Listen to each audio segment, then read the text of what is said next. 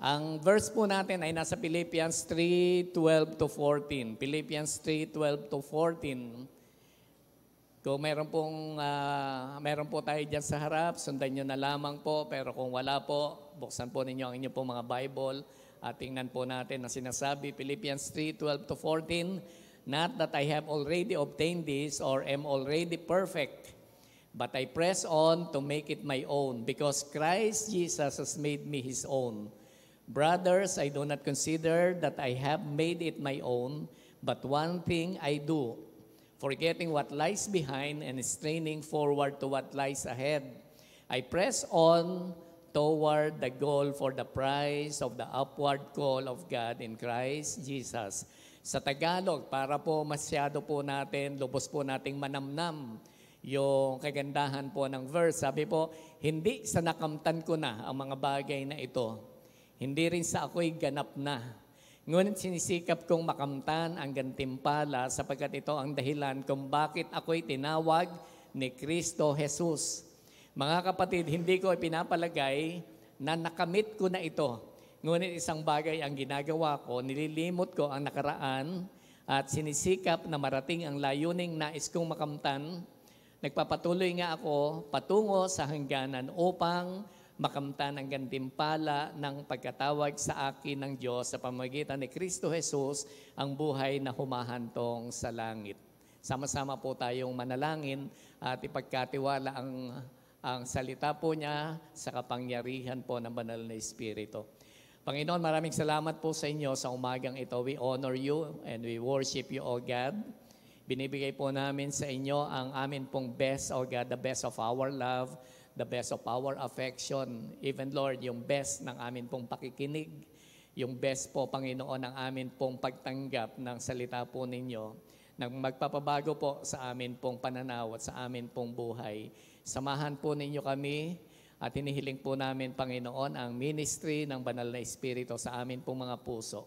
Ito po ang amin pong panalangin sa pangalan po ng aming Panginoong Jesus. Amen. Ang topic po natin ngayon ay may title na Finding Your Second Wind. Finding Your Second Wind. Ano pong ibig sabihin ng second wind? Pangalawang hangin sa Tagalog. Literal na literal, pangalawang hangin. Pero ano po ito isang klase po ng kasabihan, isang klase po ng idiom na natanggap natin yung second wind, kaya pala siya nanalo. Pero ano pong ibig sabihin talaga ng second wind? A return of his strength. A return of our strength. Iyon po sinasabi po natin na second wind. O kaya po, it refers to a renewed energy. Meron po ba kayong ganon mga karanasan po, mga kapatid? Na parang bibigay na kayo, aayaw na kayo.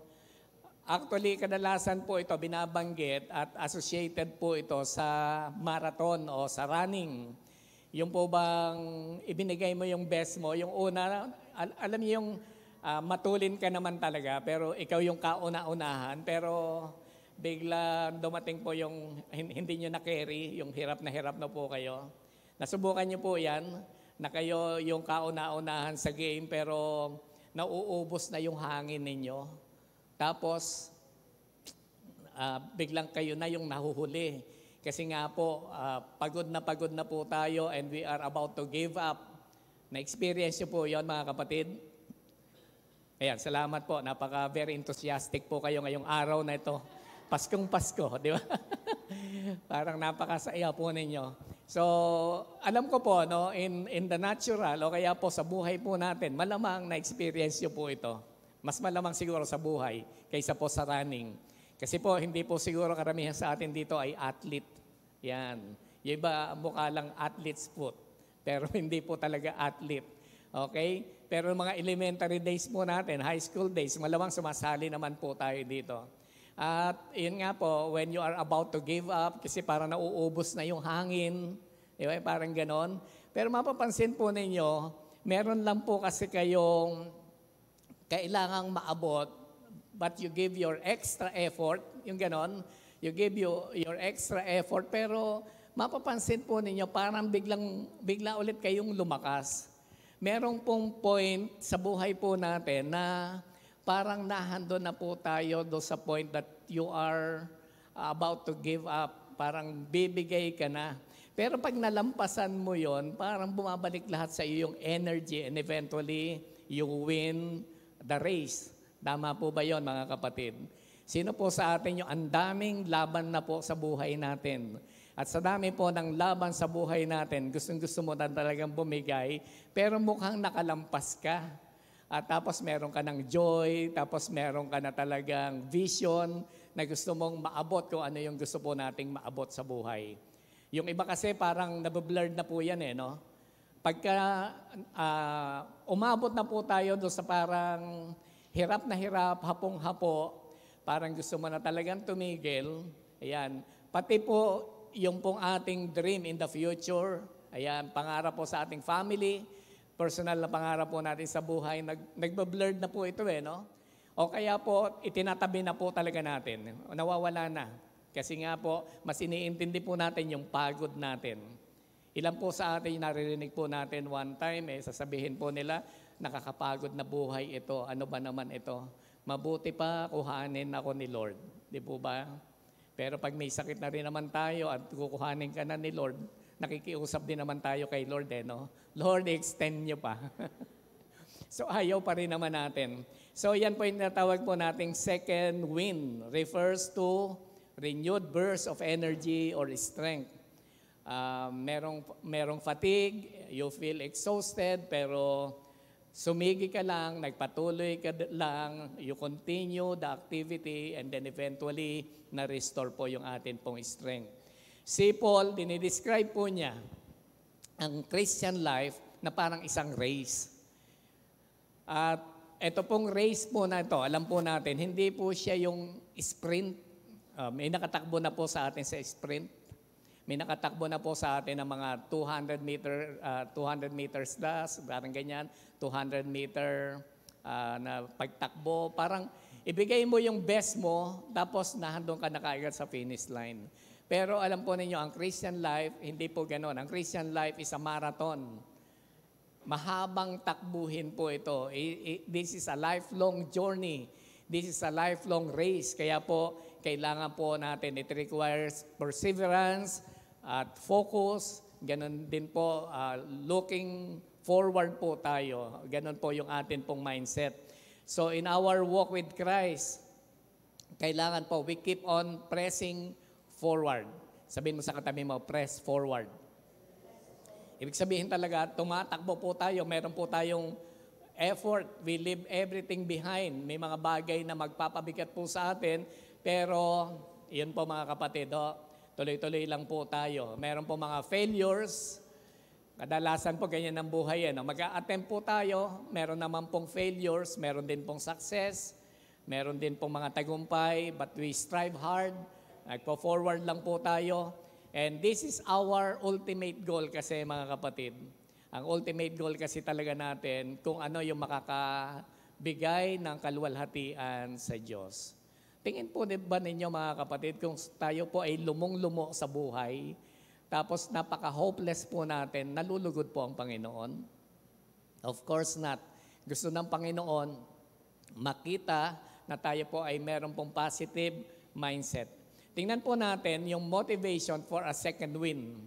Bakit po ba may motivation para magbalik yung second win na yan, yung tinatawag po nating renewal of strength, o kaya po yung pagbabalik po, parang restoration po ng atin pong energy. So in Philippians 3:12-14, yung binasa po natin kanina, ito po, si Paul ay nagpo-provide ng powerful motivation for believers to press on.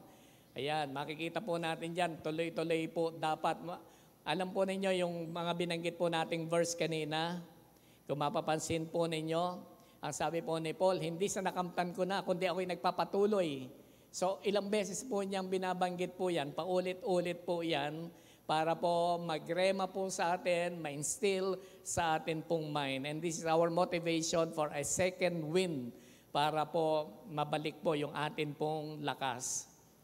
Alam po ninyo, may mga tatay tayo, matanda na, hindi pa po tumitigil sa pagtatrabaho. Kaya naaalala ko po yung mga tatay na nagsasaudi noon. Nung araw po, mga 2 years po yung contract, then nagtitiis po sila. Bakit po? Why? Kaya po sila nagtitiis, meron pong motivation eh. Naaalala po nila yung mga anak nila. Pag-aaralin po yung mga anak. So, yun po yung motivation nila. Pag meron po tayong strong motivation, why you are doing what you are doing, sapat na po yan mga kapatid para manindigan po tayo. Amen po ba? Yung iba po sa atin, senior na rin eh, no? Parang gusto mo, sana sa bahay na lang ako. Yung Facebook na lang, di ba? Instagram na lang. Pero hindi ka makatigil eh. Bakit hindi ka makatigil? Kasi nga yung mga anak po natin, kuminsan pagtapos na yung mga anak, yun namang mga apo. Di po ba? Tinitingnan po natin lahat ng ating family, gusto mong pasanin lahat. Kaya po yan mga kapatid, hindi po tayo tumitigil. Pero that is motivation. Bakit po tayo tumatayo pa rin? So, ito po yung key motivations po natin in this passage. And we can find our second win in our spiritual journey. And number one po natin, realizing we haven't arrived yet. Ito po, strong motivation po ito. Realizing we haven't arrived yet. Anong ibig sabihin? Hindi ka pa naman dumarating.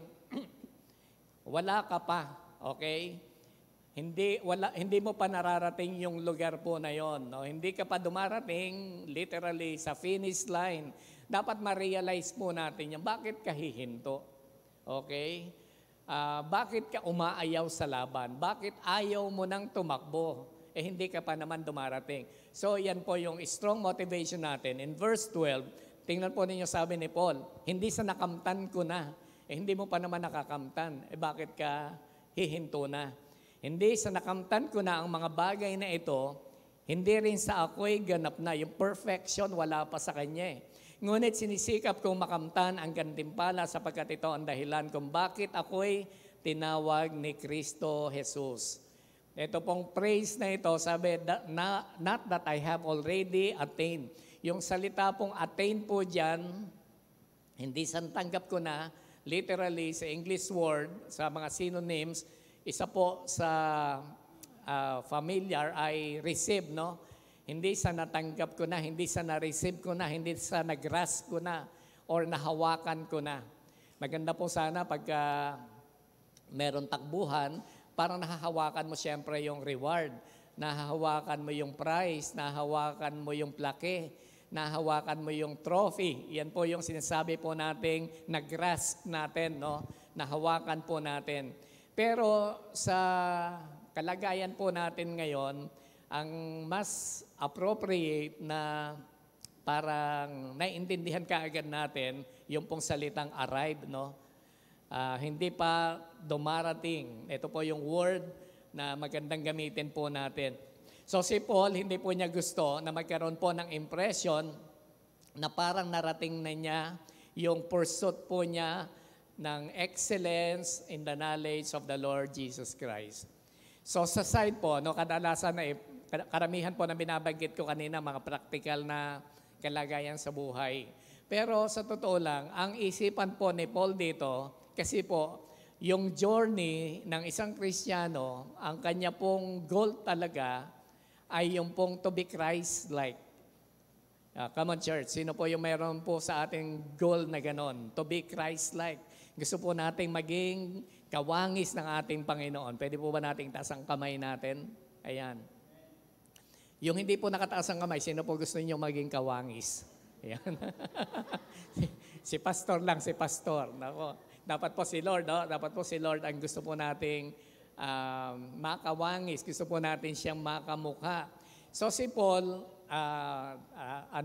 biblically, theologically speaking, yun po talaga yung context po nito. Ang sabi po niya, not that I have already attained all these things. Ibig sabihin po niyan, hindi ko narating pa. Ang referring doon po sa Christ likeness. So hindi ko pa nararating ito. Kaya po si Paul, as long as Paul was alive, habang siya po ay buhay, ang purpose po niya ay sige lang, hanapin kung paano pa madidevelop ang kanyang sarili at kung paano at ang purpose ng Panginoon while he remain alive. Bakit po siya buhay? Yan, hinahanap niyo po ba yan mga kapatid? Bakit po kayo nananatiling buhay pa sa kasalukuyan? Alam po ninyo, noong pong ma-angioplasty ako, sabi po ni Kuya Abe, ewan ko kung natatandaan po ni Kuya Abe, Pastor, mag-slow down ka naman. Okay? Ewan ko, natandaan ni Kuya Abe po yan. Pwede ka mag-slow down, magpalit-palit muna kami ng speaker.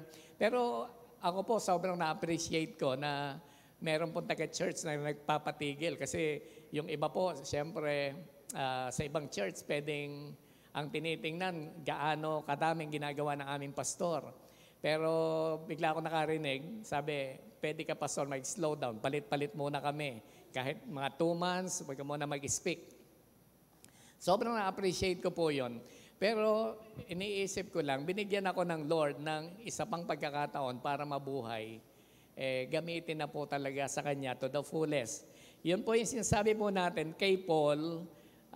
Pag titingnan po natin, buhay po siya, and while he is still alive, gusto po niya talaga ma-accomplish ang purpose ng Panginoon sa buhay po niya, and to finish well, to finish his course well.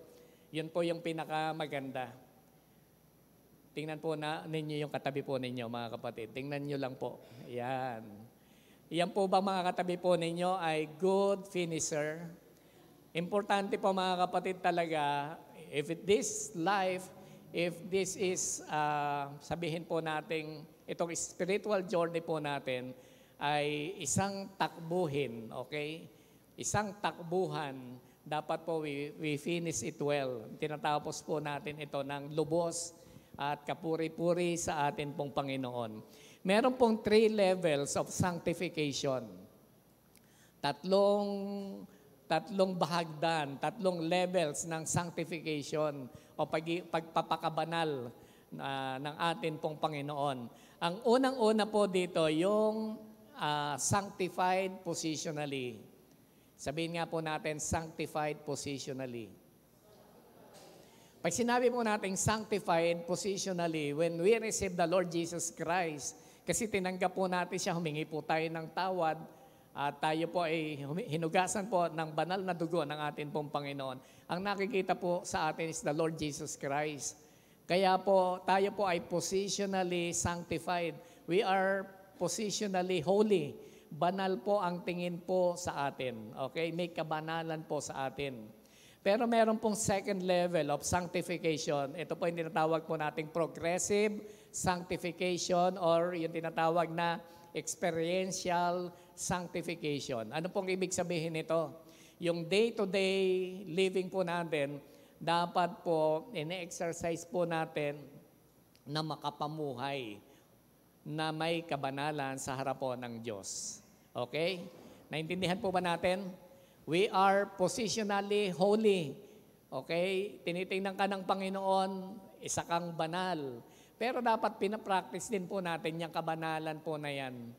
Sa pang-araw-araw, we will be confronted by temptations, may mga pagsubok, may mga trials, dapat hindi ka bumibigay. O sabihin mo sa katabi mo, huwag kang bibigay. Yan.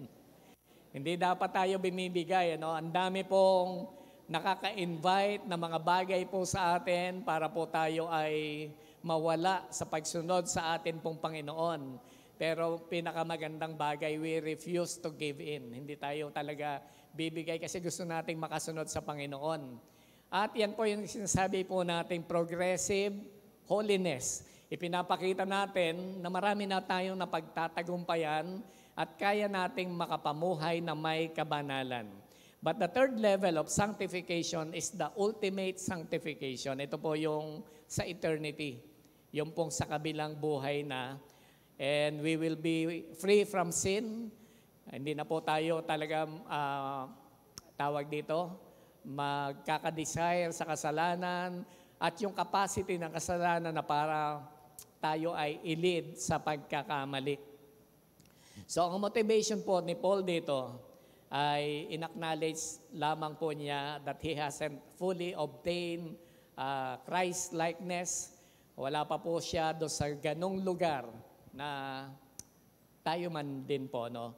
Kung si Paul, sinasabi niya, Pag titingnan po natin si Paul, siguro, kung perfection, tapos i-compare po natin siya sa iba, mukhang pwede nating si Paul ay sabihin perfect comparing to others. Kaya ang hirap din po ng ganon, mga kapatid, no? Si Paul, napaka-humble po niya. Yan. Maganda din po, meron po tayong humble spirit. Kasi kung titingnan natin ko minsan, yung atin pong journey at yung pong holiness natin, meron tayong holier than thou, no? Yung pag tinitingnan po natin yung katabi natin, yung katabi ko nga, palagay ko mas holy ako dito. Mas banal, mas tama ang buhay ko, mas matuwid ang buhay ko. Malamang ganun po natin tinitingnan. Pero si Paul hindi. Kaya po, sabi nga natin, kung si Paul, ihahambing lang niya yung sarili niya sa iba, mukhang pwede niya sabihin, he is perfect. Pero tinitingnan niya yung sarili niya, he was very honest. Talagang nahandon yung kababaan ng loob. Sabi niya, hindi ko pa nararating ang perfection. At totoo naman po, mga kapatid, dahil ang ultimate sanctification ay doon po sa eternity. Pangalawang motivation po natin, pressing on toward the goal. Yan po yung pangalawa natin, pressing on toward the goal. Sa huling bahagi po ng verse 12, not that I have already obtained this or am already perfect. Ito po yung gusto po natin bigyan ng pansin. Pwede po ba nating basahin? But, 1, 2, 3.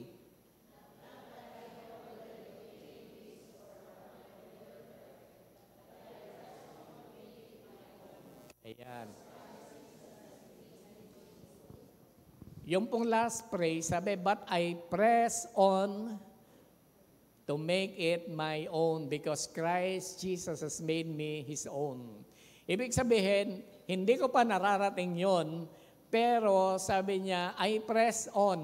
Ayan, araw-araw, ginagawa pa rin po niya. Tinitrain niya yung sarili po niya, I press on to make it my own para mapasa akin ang bagay na ito. If your goal is Christ-likeness and if your goal is to please God, dapat po mga kapatid, we press on. Gusto po natin talaga yan araw-arawin. Gusto po natin talagang gawin po yan. So ano po ba ang dapat nating pinipress on? Pursuing spiritual growth despite setbacks. Meron po tayong mga setbacks, meron po tayong mga kabiguan, meron ding mga difficulties, meron din po tayong mga hirap, di ba? There are times that we experience spiritual dryness.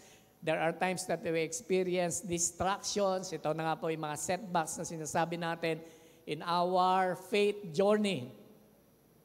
Minsan nakakalimutan po nating mag-pray sa isang araw. Minsan po nakakalimutan po nating mag-devotion sa umaga. Okay? Yan po mga setbacks natin. Minsan talagang parang inuna mo ang ibang bagay kaysa kay Lord. Mas nagpunta ka sa party kaysa mag-worship ng Sunday. Mga setbacks mo natin yan, mga kapatid. Pero yan po yung sinasabi nating pursuing spiritual growth. Dapat we press on. Mas pinapahalagahan. Meron po tayong intentionality. And we get back on track. Sabihin nga po natin sa katabi natin, get back on track, bebe. Ayan, dapat po, lumugar lang po tayo doon sa lugar na inilagay sa atin ng Panginoon na dapat po nating takbuhin.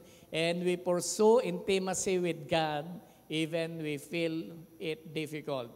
Kahit kumisan parang mahirap naman talaga, na ang dami-dami mong questions sa Lord. Last time sa amin pong Bible study sa Harvard, napag-usapan po yan eh. Minsan sabi, ang dami nating tanong kay Lord.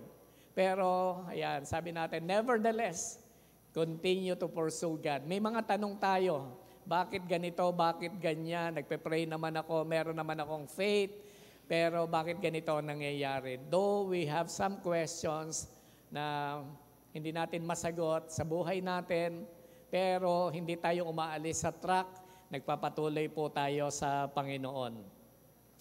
Pangalawang bagay, setting God in difficult circumstances. Parang medyo may pagkakahawig din po ito, mga kapatid. Ang context naman natin sa atin po mga ministry, okay? Meron po tayo talagang mga hirap ding pinagdadaanan. Di po ba may ginagawa po tayo minsan tapos biglang unappreciated tayo? Amen po ba? You give your life, di ba? You give your time, you invested so much time pero parang unappreciated tayo. Even in our family. Kung minsan talagang hindi ka man lang maipagtimpla ng kape, di ba? Yung ikaw na naglaba, di ba, buong maghapon, tapos hindi ka man lang maipagtimpla ng kape, parang gesture ng pasasalamat at pag-appreciate sa iyo. Ang mga tao, alam po ninyo, nangangailangan po ng konting tapik, konting salita ng affirmation para ganahan naman sa buhay. Tama po ba yan, mga kapatid? Iba po yun, mga kapatid. Iba po yung nakarinig ng salita. Alam mo, ganda-ganda mo. Parang gano'n, no? Yung nag-effort ka talaga sa salamin ng 30 minutes. Tiningnan-tingnan mo kung pantay ang kilay mo. Tapos pagdating mo sa church, wala namang bumati sa iyo. Di ba? Parang saklap naman nun. Di ba? Mga ganon. Di ba? May effort. Pero alam po ninyo, pagka may nakapansin po niyan, ibang katuwaan po yung nabibigay po natin sa kapatid. Umuwi po yan, nakangiti. Di ba? So yan po yung dapat po nating makita. Serve God in difficult circumstances. Sa atin naman po, dapat po matuto po tayong mag-appreciate. Staying faithful during personal trials. Yan din po yung isang bagay na maganda. Staying faithful during personal trials. Kahit may mga personal trials tayo, nasusubok po tayo sa buhay, meron tayong financial struggles, kahit meron po tayong illness. Ewan ko po ba, pag tumatanda, di po ba? Pag tumatanda, natulog ka lang, pagpihit mo may masakit. Di po ba? Wala ito kahapon. Tapos pag kinakapa mo, kung ano-ano na naiisip natin, di po ba?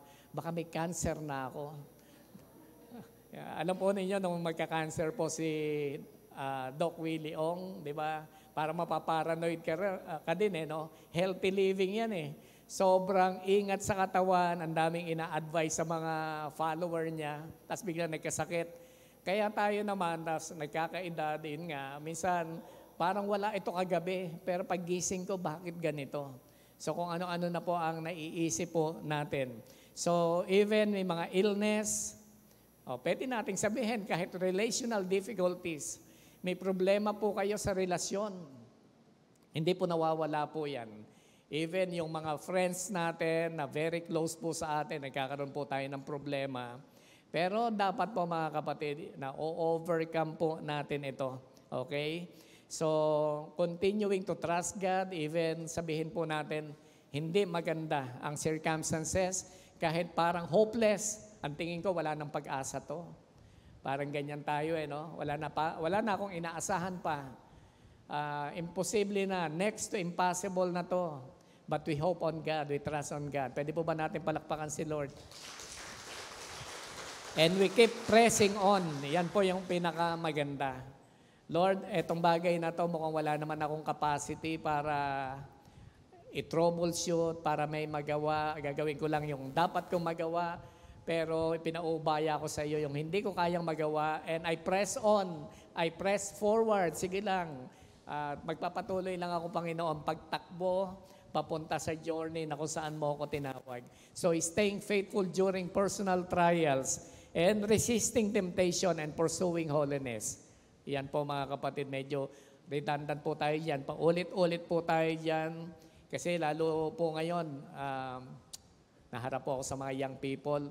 Ang temptation po, syempre, inevitable, nahandyan po talaga yan. Kaya po yung kanta na O tukso, layuan mo ko, tama po ba yan? Theologically right po ba yan? Hindi no? Kuya Abe, tama po yan, Kuya Nonoy. Hindi po tama yan hindi po ba? O tukso, layuan mo ko. Pwede mong sabihin, pero hindi po talaga yan ang reality. Ang tukso, lumalapit po talaga yan. It's for us to resist the temptation. Di po ba? Pag nalulure yung tao, para mag-give in, doon lang po tayo nagkakasala. Pero pag nahandyan po yung temptation at hindi naman tayo bumigay, Ayan, meron pa rin pong tawag dyan, holiness, kabanalan po sa atin. So, resisting temptation and pursuing holiness. Kaya po ipinapanalangin natin mga young people, i-preserve ninyo ang buhay ninyo sa holiness. I-preserve ninyo ang buhay ninyo para sa Panginoon. At maghintay kayo, yan, serve the Lord while you wait. Meron po tayong mga iniintay, di ba? Sino na kayang ipagkakaloob sa akin ng Panginoon na makakasama ko sa aking buhay, na magpapasaya sa akin, di ba?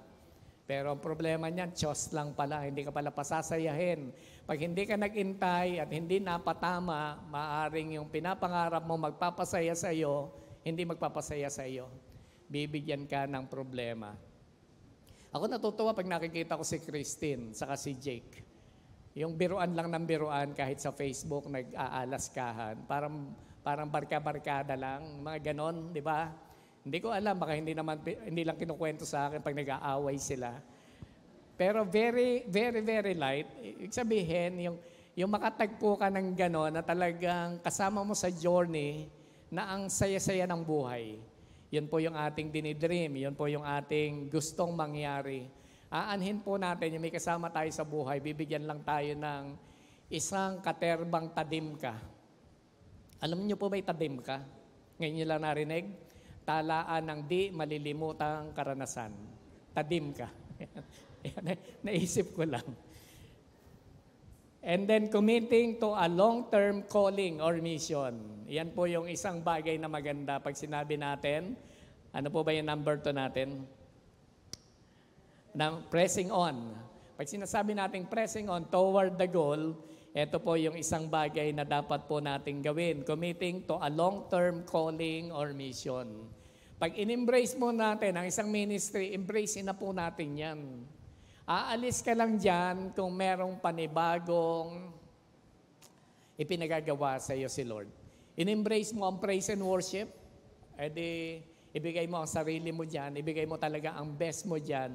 Malibang iniisip mo, tinatawag ako ng Panginoon para mag-cell group, maging cell leader, or pwede kong gawin itong parehas.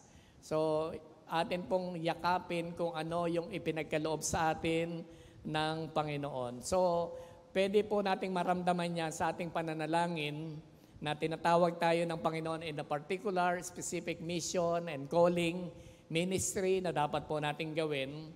Pwedeng career na kung saan mapaparangalan ng atin pong Panginoon. And you give your time and you dedicate yourself to God. So pressing on means staying committed. Mag-commit lang po tayo ng ating sarili sa mga calling po na yan. Maybe your progress is slow, pero as long as you stick, meron po tayong ma-accomplish. Tama po ba? Minsan, meron po tayong mabagal na pag-usad, pero may nararating din po tayo in our spiritual journey. Alam po ninyo, ito po, nagre-rema po ito lagi sa akin, na yung good start doesn't guarantee good ending. Meron pong mga ang gaganda ng simula, but it doesn't guarantee good ending. Kadalasan po niyan, kwento-kwento lang. Meron po akong mga naririnig, sabi nila, alam niyo po, Pastor, nung wala po kayo dito, grabe po, dito na po kami halos tumitira sa church. Binibigay po talaga namin yung time namin. Ang tanong, kumusta na ngayon? Di ba? Yung mga ganun no? Ang mga tao, minsan marami ng kwento because they were unable to continue and to press on. Kwento na lang. Dapat po yung kwento po natin noon ng dedication na nadadagdagan sa kasalukuyan. While we are still alive, just like Paul, nagpapatuloy po tayo na gawin ang mga bagay po na ito. Ang number 3 po natin ay letting go of the past. Letting go of the past. Anong ibig sabihin? Napakaliteral naman po niyan. Para po may motivation tayo, wag po tayong lingon ng lingon sa nakaraan. Alam po ninyo, pagka ang nililingon po ninyo, yung past hurts ninyo, yung mga nakasakit sa inyo, in the past, you will never grow. Hindi po tayo lalago. Yung iintindihin mo, nasaktan ako, sobra ako nasaktan. Kadalasan po yan, nagduduel na lang po tayo sa present. Yan. Ang buhay po natin, present tense na lang. Hindi na po tayo aabot ng future. Kasi po, tumitigil na po tayo. Ano pong verse natin? Philippians 3:13, mga kapatid, hindi ko pinapalagay na nakamit ko na ito, ngunit isang bagay ang ginagawa ko, nililimot. Sabihin nga po natin, nililimot. Nililimot ko ang nakaraan at sinisikap na marating ang layuning nais ko makamtan. Sa pag-abot ng layuning nais makamtan, anong ginagawa? Merong nililimot na mga bagay. Kasi po, distraction po yan para po sa atin. Kaya po, ito po yung dapat po natin gawin, forgiving past hurts, pagpapatawad po sa nakasakit sa iyo sa nakaraan. And move on. Ayan, mag-move on ka na. Sabihin mo sa katabi mo, mag-move on ka na. Ayan. Merong masakit na mga bagay and letting go means forgiving that person. Patawarin ang mga tao at i-release po natin any bitterness. Yan. Anumang kapaitan sa buhay po natin. Alam po ninyo, minsan nagiging ampalaya na po tayo. Bakit po ampalaya? Kasi sobra ang kapaitan sa buhay natin. Yan. At ang kapaitan po na yan, hindi nakakatulong. Release, di ba? I-release po natin. Dapat po makawala po tayo dyan. Yung mga resentment na hinohold pa natin sa kasalukuyan. Yung po mga emotional weight na nahandyan, nagpapabigat. So, hindi, okay, ibinibigay, ino-offer ng God yung peace. Ang Panginoon, nagbibigay naman po talaga ng kapayapaan at joy. Kasi po, ang Philippians is all about joy, di ba? Any circumstances, pwede po tayong magkaroon ng kagalakan. Nahandyan, sino nagbibigay niyan? Ang nagbibigay niyan, si Lord. So bakit hindi natin maranasan? Bakit hindi natin ma-experience? Kasi hindi po tayo nare-release sa bitterness at hindi po tayo nagiging mapagpatawa do sa mga nakasakit ng kalooban po natin. So, forgiving past hurts, releasing past failures. Yung iba, siyempre, talagang sabihin po natin, nagkamali po tayo. Sino ba hindi nagkamali? Karamihan sa decision making, siyempre tayo naman dumaan pa sa immaturity. And every day of our lives, you will be confronted ng mga decision making. Tama po. Tama po ba yan, mga kapatid? Nagdesisyon po tayo, yung alam na alam mo na tama ito, mukha lang palang tama. Di po ba? Bibilin ko ba ito o hindi? Tapos binili mo, yung pala hindi naman okay. Tatanggapin ko ba ito o hindi? Lagi pong meron po tayong desisyon every day. Pero ang decision po natin, hindi po natin masabi kaagad kung ito po ay tama kasi meron po tayong impulse. No? We are very impulsive. Napipili po natin yung mukhang maganda, pero yung pala mukhang tama lang siya at hindi po talaga yon ang gusto ni Lord. Amen po ba, mga kapatid? Ang pinakamahirap po talaga, mamili po tayo sa tama at mukhang tama. Mas madali pa pong mamili sa tama at mali. Tama po ba? Tama po ba, mga kapatid? Yan, sabihin mo sa katabi mo, may tama ka na. Ayan, pag nag-isip po tayo ng tama, may tama na po talaga tayo. Okay? So, yun po yung kailangan po natin gawin, releasing past failures, overcoming regret. Ino-overcome din po natin yan. Ano po yung mga regret? Nagawa na po natin yan, pero pwede naman po natin itong itama. Tama po ba yan, mga kapatid? Letting go of past successes. Yan po yung mga magagandang bagay na dapat po nating gawin.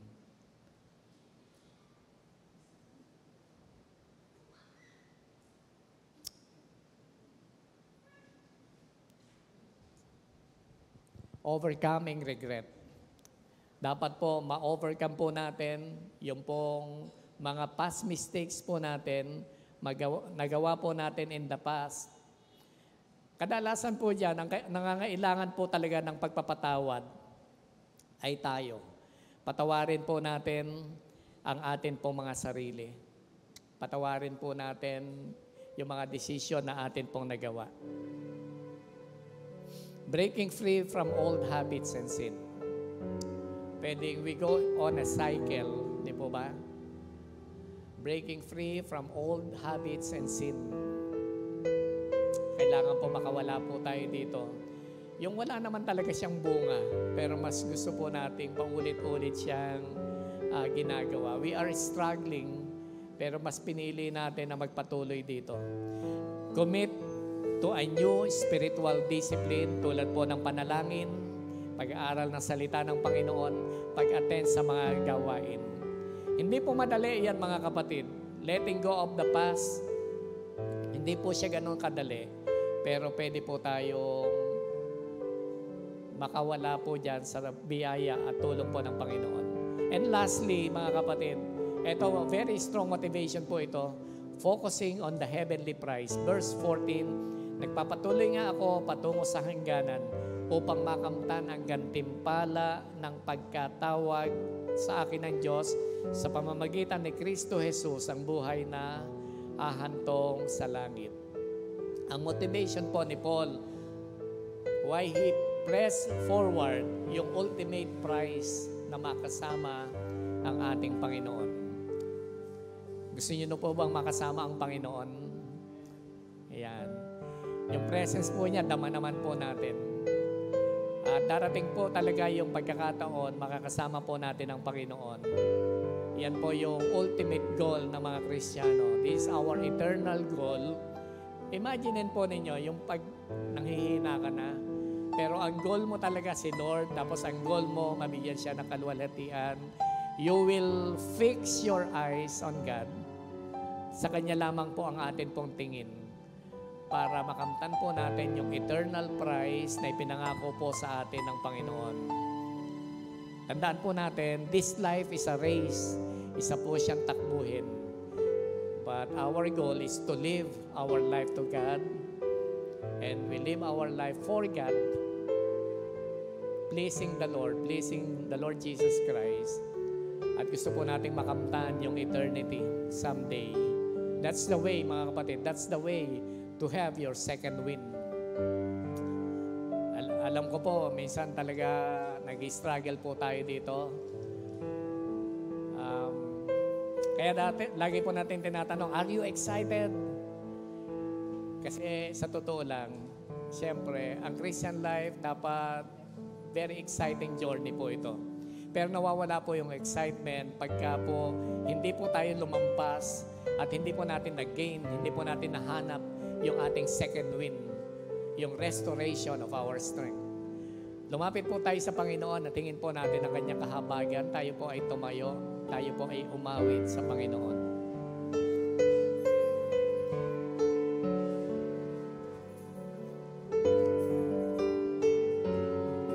Let us focus our eyes on God. Lagi po nating isipin, this journey, this life, this Christian life is a race. Hindi ako dapat bumigay, hindi ako dapat huminto, dapat magpatuloy ako. Dapat makamtan ko yung ipinangako ng Panginoon. At para makamtan natin yan, we ask for the second wind. We ask for the restoration of our strength. We ask for the restoration of our energy para po makakomply po tayo sa maraming mga challenges ng atin pong buhay.